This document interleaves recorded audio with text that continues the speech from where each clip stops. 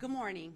I want to welcome Mayor Lightfoot, CEO Jackson, Alderman Burnett, and all of you to William H. Brown STEM Magnet School, where I believe our students are smart and capable of greatness. Our mission is to inspire our students by providing a rigorous STEM curriculum that prepares our students to be great collaborators, great communicators, and great problem solvers in a global environment. My name is LaToya Lyons, and I am the principal of William Brown, and I have been the principal since 2017.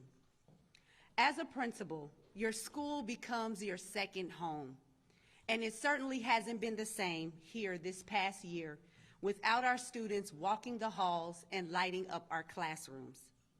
I am extremely excited today to start welcoming back our pre-K and cluster classrooms with our students here at William H. Brown, and I know my staff is too.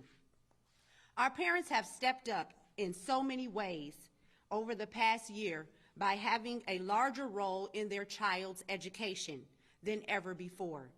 And it is a blessing to be able to serve them and their students again here in our building. I want to wish all of the students returning to school, both here at Brown and across CPS, Chicago Public Schools, a very happy and safe first day back. And now I'd like to turn it over to Alderman Burnett, who will share a few words.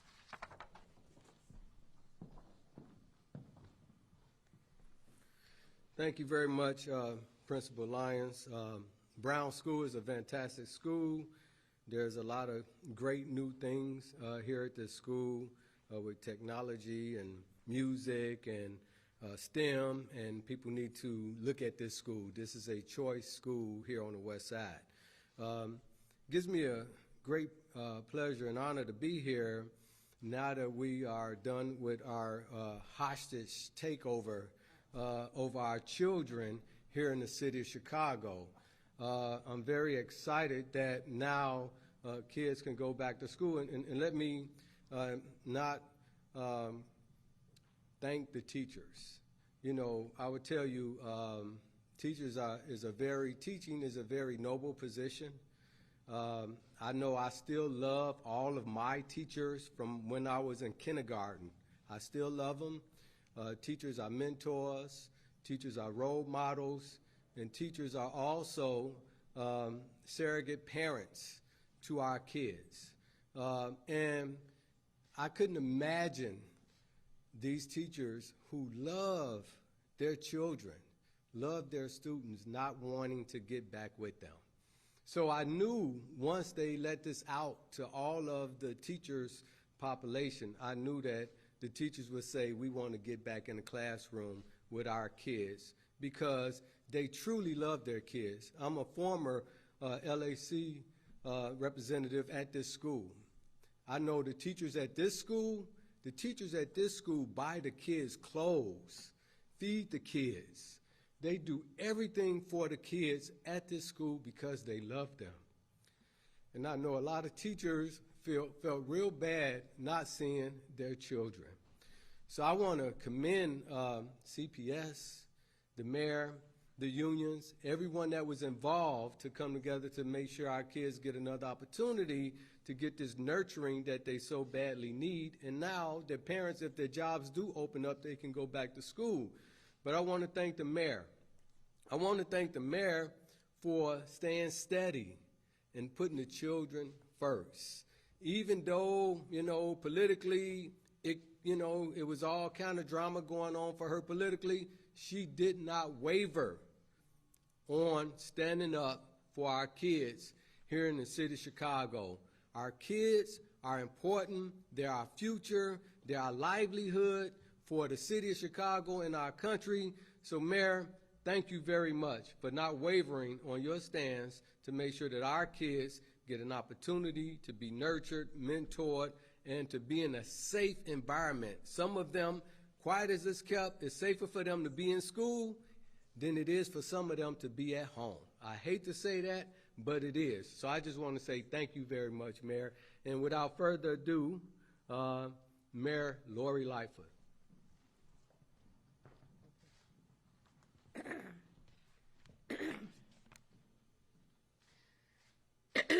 Walter, you, once again, almost made me cry. Because fundamentally, this has to be about our children.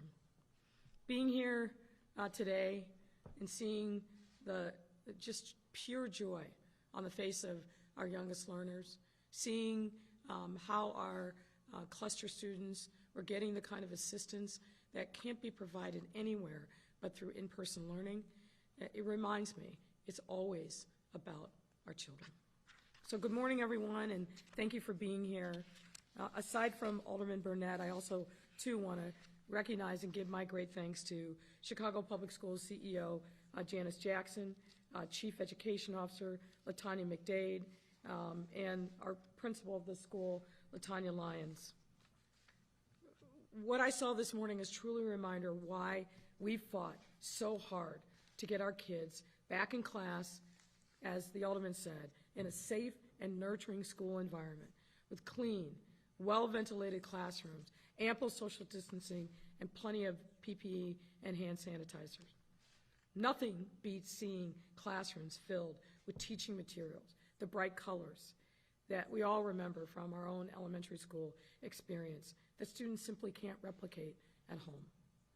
Teachers engaging with their students in ways that are impossible to reproduce online. And above all, excited students who are thrilled to be here. We were in one classroom and lots of magna blocks that were building up little buildings and skyscrapers. They were very excited to be back in a classroom.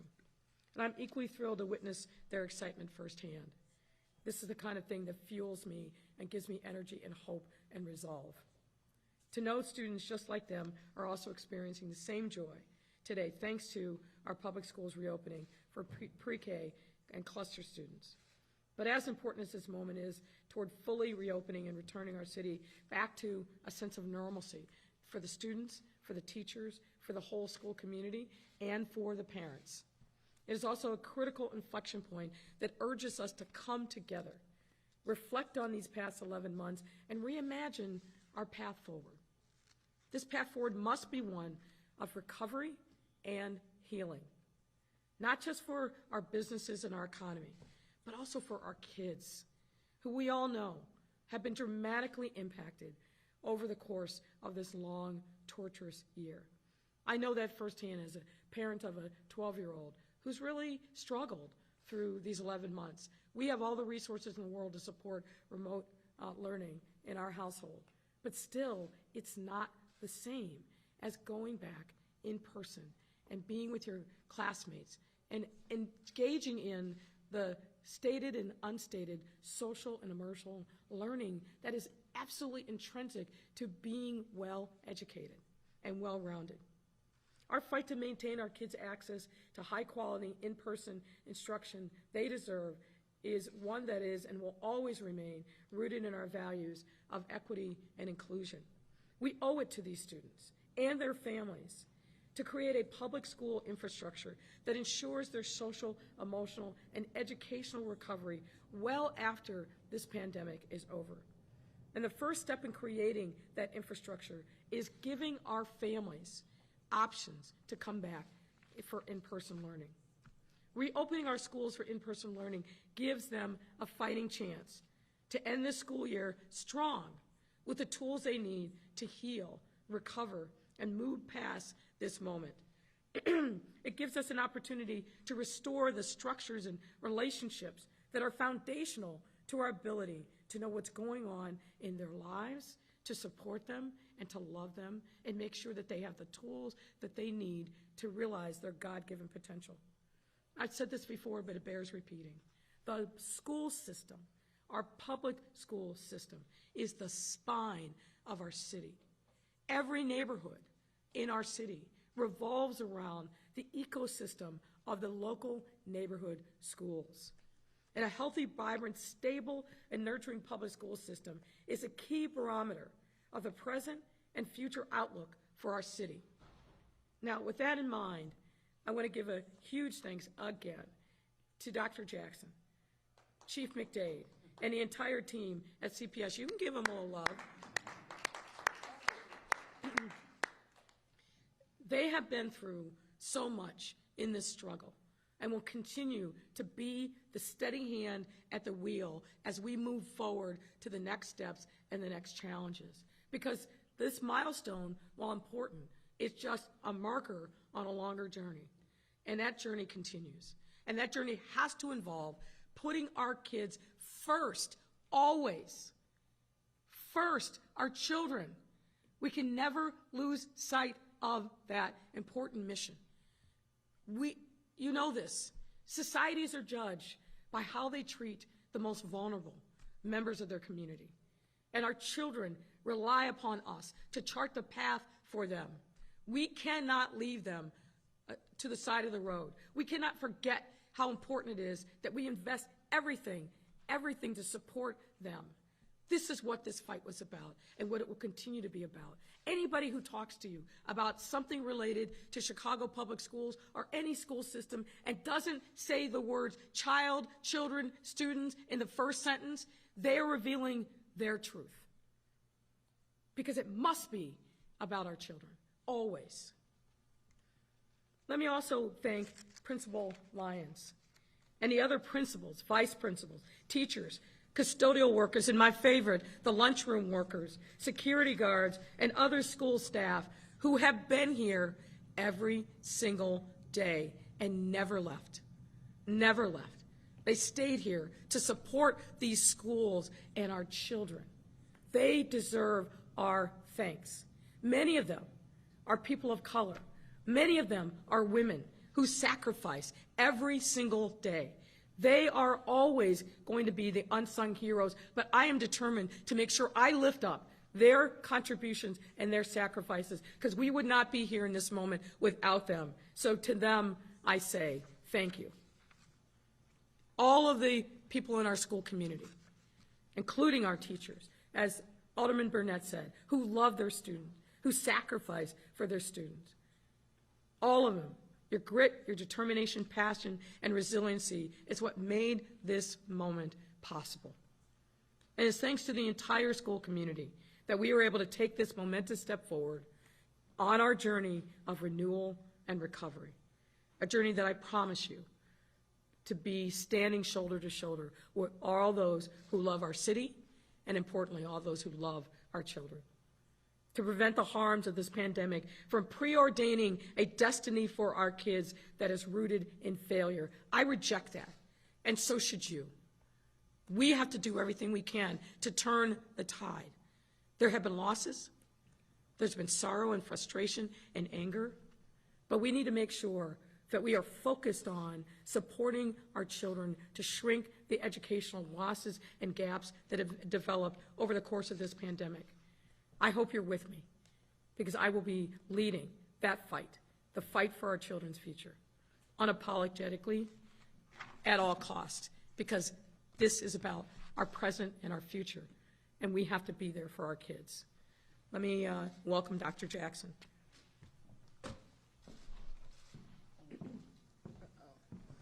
I always wear the wrong earrings for these things. All right. Good morning, Mayor, and thank you for that introduction. I also want to thank some of the people who are here with us today, both standing at the podium and in the crowd. Alderman Burnett, thank you for being here and your steadfast commitment and support to Chicago Public Schools, as well as to the mayor. Our amazing administrators, Chief McDade is here, as well as Nikki Milberg, Network Chief, all of whom have been working extremely hard behind the scenes in order to make today a reality. So I want to thank you. I also want to thank Principal Lyons, as well as her teaching staff, who are representatives of thousands of teachers and educators across the system that have been working tirelessly to make sure that today, in the next few days, as we welcome students back, are a huge success. I just want to echo what the mayor said. It was extremely gratifying to return to classes today and excited to see students engaged in learning. Some of those same things that are tenets of the first day of school. I had one student showing me his new shoes. A student wanted to show off, that he could spell his name. And it's little things like that that all told, when you add it up, really speaks to the importance of this return to in-person instruction. We know for tens of thousands of students, K through 8 students in CPS, they are looking forward to returning to their classrooms. And I also know that our teachers were looking forward to returning to the classroom. I just want to say that I'm extremely excited that we were able to reach an agreement with CTU. I think there were a couple of themes that the mayor pointed out in her remarks that bear repeating.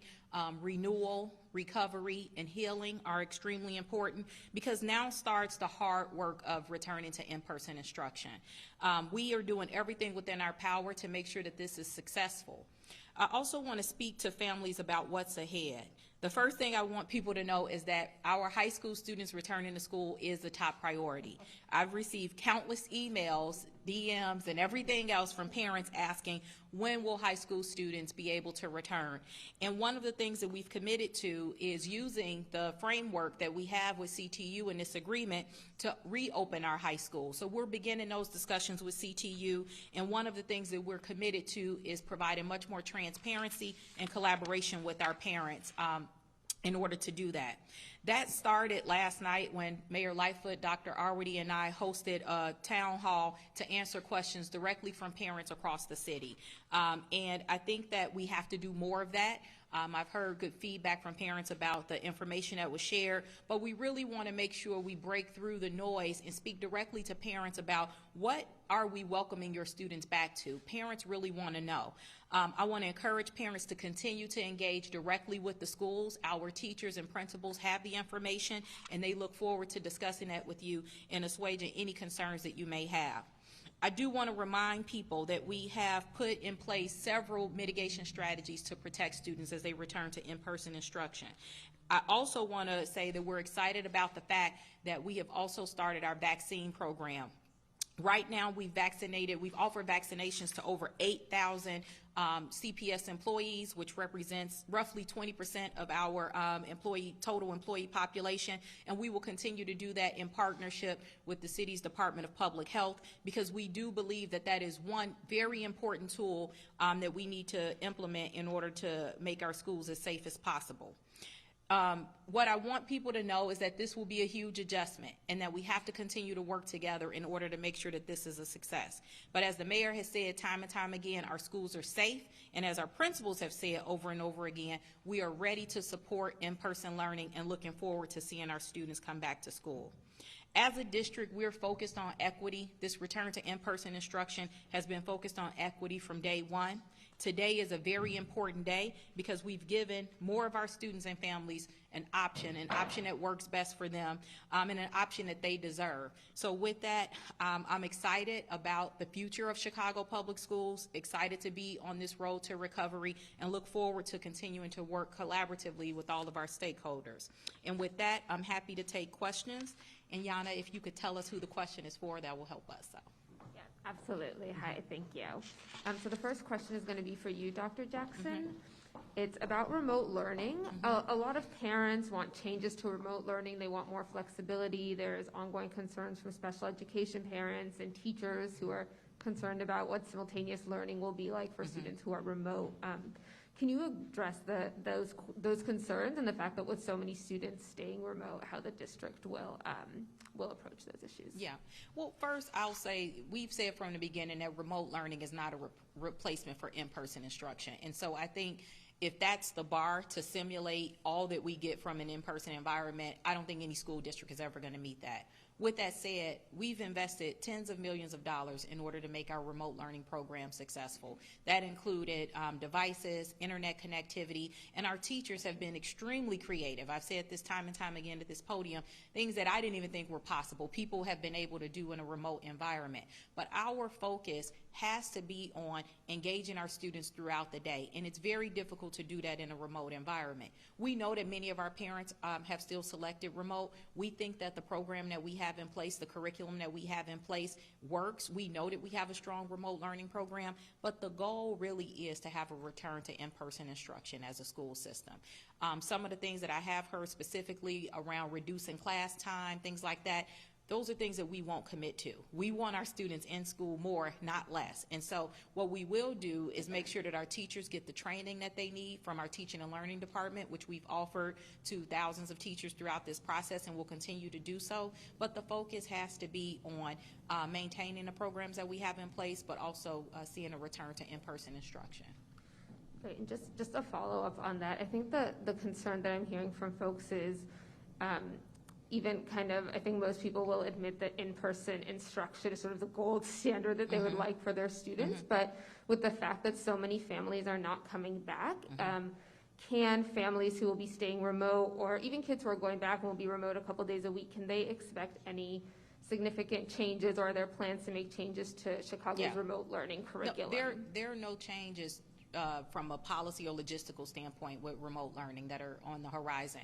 We are working with our teachers to make sure that they are adapting to simultaneous teaching, because that is a new process. That's a new method that school districts across the country and rural are using when you have kids in person and kids at home. But I want to be clear. Remote learning, I think we have a strong system. I think it's as strong as it can get, but it's no replacement for in-person instruction. And I also think we can't focus on, you know, multiple things. We've heard from people that remote learning was great. They wanted to keep it. We know that there are things that need to be adjusted. That's the same in any kind of a situation. But I think it's important to note that we've done everything that we can do to make this work. We've broken down all the barriers to access. We really have to start along this process of getting our kids back into the classroom. This next question is for you as well, Dr. Jackson. So family and teachers have spoken about the last few weeks as really divisive, just like a really painful time. How does the district plan to address just, I think, some of the difficulty of the last few weeks, especially as families will be weighing a fourth quarter return? Yeah. Well, I agree. I think it was an incredibly trying and difficult process. I think that, you know, this was hard for a lot of reasons. There are a lot of emotions tied to COVID. There's a lot that we don't know about COVID, and I think that played into a lot of what was going on. But the mayor has made it clear in her speech. We've been making it clear that recovery and healing is a critical part of that. I know a lot of that is going to start at the local level. Our principals and teachers are going to lead on that. They've already started that work because there have been different opinions about return to school. But I think as a school system, speaking directly to parents is important, which is why the town hall was important last night, and more opportunities to talk directly to people so they can understand the decision making. They can ask questions about the decisions that are being made. I think though all of those things will help. And then finally continuing to bolster our SEL programming, social emotional learning. I think our students as well as our staff need a lot of support, not just on academics and how to do the work. We need to tap in and pay attention to people, and so that's something that we're committed to do. And I think that now that we have more space to focus on that, people should expect to see improvements. Thank you. This is also for you, Dr. Jackson. You said that you're worried about families, particularly who didn't respond to the opt-in form. There's been concerns more broadly about students who have disengaged entirely. Can you talk about how the district will re-engage those families or your efforts? And also, will it be possible to bring them back mid-year, or does that sort of mess with the safety structures that the district has in place? Well, right now, we're the people who opted in, I believe in December, are those that will be returning on the timeline that we have outlined. We will be announcing in the coming weeks our fourth quarter process for folks to opt in, and principals and network chiefs will be working directly with individuals, students that haven't been engaged in school. Those are the kids we're going to be doing direct outreach to and prioritizing and really making sure families know that school is reopened. When I talk to families about, you know, remote learning or why they haven't sent their kids to school, many of them say, we'll send them back when you guys figure it out. We figured it out. And so now our doors will be open for the fourth quarter, and we'll be putting more information out about that in the coming weeks. Okay. This is a question about teachers in particular. You know, a significant number of teachers did not vote in favor of the agreement, and Chicago is, as districts around the country, is facing a teacher shortage. Are you concerned that teachers and staff who voted against the agreement or who are concerned about returning will leave the district?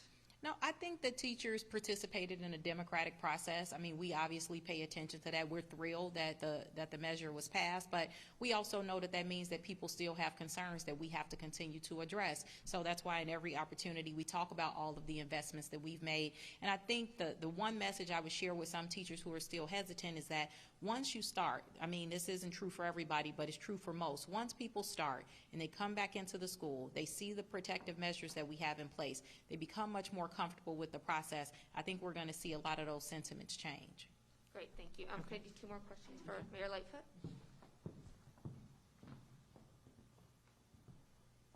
Hi, Mayor. I'm hoping to have you also speak to some of the divisiveness that school communities have talked about in the last couple of weeks related to this negotiations process.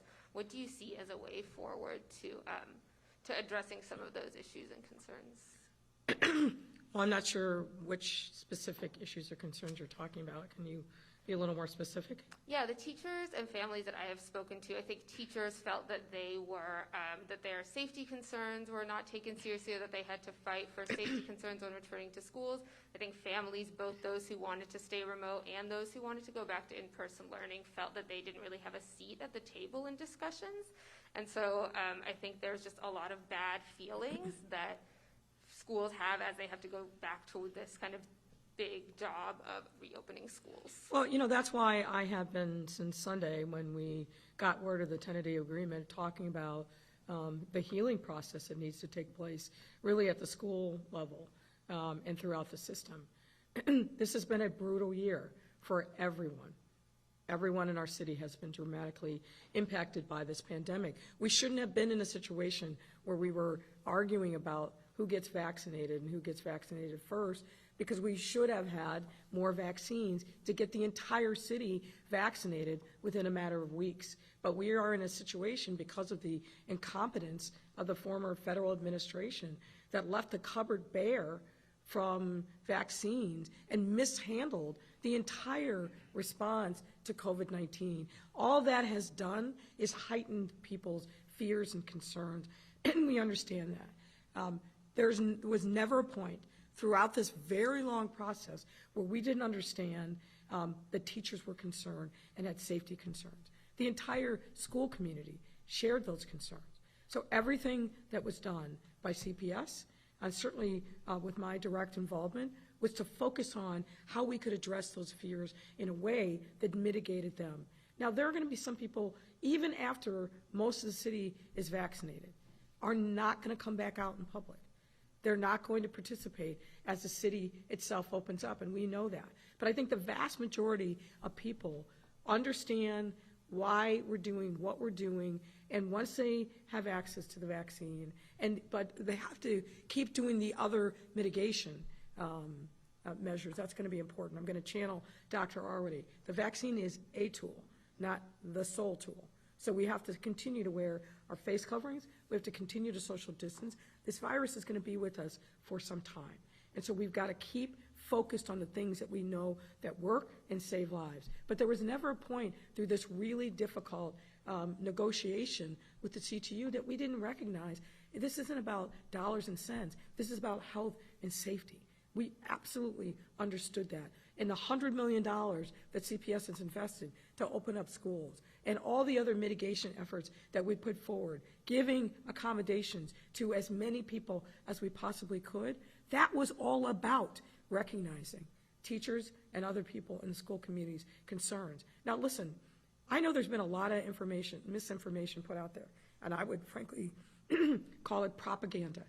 It's the worst thing to me to play upon people's fears by whipping them up with falsities and things that absolutely are only going to undermine people's confidence in our ability to recover from this pandemic. And unfortunately, we saw a lot of that propagandizing that was completely untethered from the facts. What I can do is be clear and direct, transparent, and give people the facts. That's what I've done from the moment I was sworn into office, and that's what I've done every single day through this pandemic, and I will continue to be rooted in the facts, the data, and the science. This is just one of the off-topic questions is, what is your reaction, Mayor Lightfoot, to Mercy Hospital filing for bankruptcy? Well, I think it's going to be devastating for that community. Look, the safety net hospitals were teetering, and they continue to teeter. And Mercy Hospital was clearly one of those. And look, I read the press release that showed that they were hemorrhaging, meaning losing $7 million a month. That's not sustainable. So there was a proposal that was put forward last year in 2020 to the General Assembly, but unfortunately it didn't get taken up. Now, you know, the city doesn't have a role to play in hospital administration, funding of hospitals or regulation of hospitals. But we have a great interest in making sure that our residents have access to high-quality care everywhere in the city. So I've been in conversations with the local electeds down there. I've been in conversations with the governor. We've got to figure out a way that we can fill the void that's going to be left by Mercy. It's heartbreaking that what they're saying now is their plans to have more shift to outpatient now aren't even doable because they've lost so much money. They're losing staff. There should have been a better way, and we're going to have to now play catch-up on fixing what's broken. But I understand why they filed. It's really tough to run even a not-for-profit when you don't have money, your staff is fleeing, and you don't have additional resources to backfill. It's a tragedy for our city. There's no question about it. All right, thank you. Thank you.